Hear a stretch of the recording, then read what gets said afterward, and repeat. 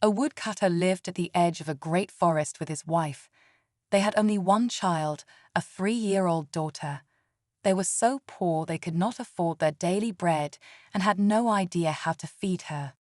One day, as the woodcutter worked in the forest, full of worry, a beautiful woman appeared before him. She was tall and regal, with a crown of shining stars upon her head. "I am the Virgin Mary, the mother of Jesus," she said. "You are poor and in need. Give me your child, and I will care for her. I will love her as my own and ensure she lacks nothing." The woodcutter obeyed, giving his daughter to the Virgin Mary, who carried the child up to heaven. There, the girl lived well. She ate sweet bread and drank milk, wore golden clothes, and played with the angels. When the girl turned 14, the Virgin Mary called her and said, "My dear child, I must go on a long journey. I am giving you the keys to the gates of heaven. You may open 12 of the doors and admire the wonders within, but the 13th door, which is unlocked with this small key, is forbidden. If you open it, great misfortune will come to you." The girl promised to obey. As soon as the Virgin Mary departed, the girl began exploring the heavenly rooms, opening one each day. Behind every door stood an apostle surrounded by radiant glory. The girl marveled at their splendor, and the angels who accompanied her rejoiced with her. Finally, only the forbidden door remained. A deep curiosity stirred within her, and she said to the angels, "I won't open it entirely or go inside. I just want to peek through the crack." "No, no," said the angels. The Virgin Mary forbade it, and disaster would surely follow. The girl remained silent, but her curiosity grew. It consumed her, giving her no rest.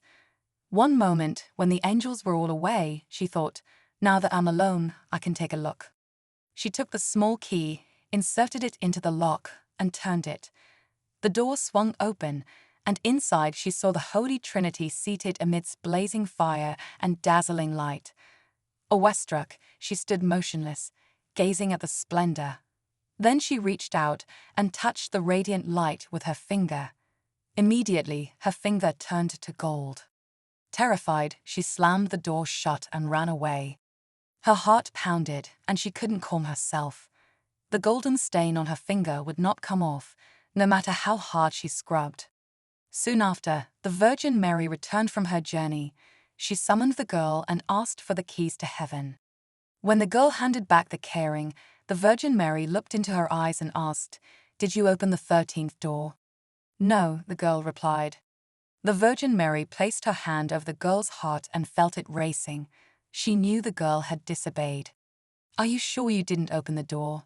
the Virgin Mary asked again. "No," the girl repeated. Then the Virgin Mary glanced at the golden finger and saw the evidence of the girl's sin. "For the last time, I ask you, did you open the door?" "No," the girl said for the 3rd time. The Virgin Mary shook her head. "You have disobeyed me and lied. You are no longer worthy to remain in heaven." The girl fell into a deep sleep, and when she awoke, she found herself lying on the ground in a wild, overgrown forest. She tried to call out, but no sound came from her mouth. She rose and tried to run, but thorny brambles blocked her path. Trapped, she made her home in the hollow of an old tree. At night, she crouched inside to sleep. When it rained or stormed, she sought shelter there. Her life was miserable, and she often wept bitterly as she remembered the joy she had known in heaven. Her only food was berries and roots. In autumn, she gathered nuts and leaves, storing them in her tree. In winter, she ate the nuts and huddled in the leaves to keep warm, like a small animal. Over time, her clothes fell apart, leaving her covered only by her long golden hair, which shone like a mantle. Years passed in this wretched state. One spring, when the trees were green again, the king went hunting in the forest. Chasing a deer, he hacked through the brambles with his sword and came upon the girl, sitting beneath a tree. Her golden hair covered her down to her feet. The king, astonished by her beauty, said, "Who are you, and why are you here in this wild forest?" The girl could not speak, so she remained silent. "Will you come with me to my castle?" the king asked. The girl nodded faintly. The king lifted her onto his horse and took her to the castle, where he gave her fine clothes and everything she could need. Though she could not speak, her beauty captivated the king, and he fell in love with her. Soon he married her. About a year later, the queen gave birth to a son. That night, the Virgin Mary appeared to her and said, "If you confess that you opened the forbidden door, I will return your voice and your child. But if you persist in your denial, I will take the baby with me." The queen replied, "No, I did not open the door." The Virgin Mary took the child and disappeared. In the morning, when the baby was gone, rumors spread that the queen was a cannibal who had devoured her own child. She could not defend herself, for she was mute. The king, who loved her deeply, refused to believe the rumors. A year later, the queen had another son. Again, the Virgin Mary appeared and said, "Confess that you opened the forbidden door, and I will return your children and your voice." But the queen insisted, "No, I did not open the door." The Virgin Mary took the second child. When the baby vanished, the people shouted that the queen was an ogress, and the king's advisers demanded that she be judged.